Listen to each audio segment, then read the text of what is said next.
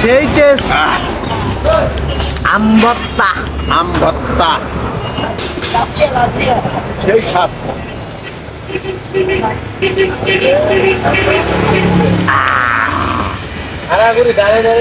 ও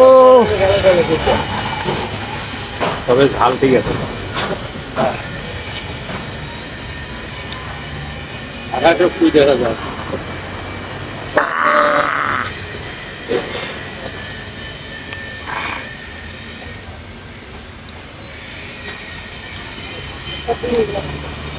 আহ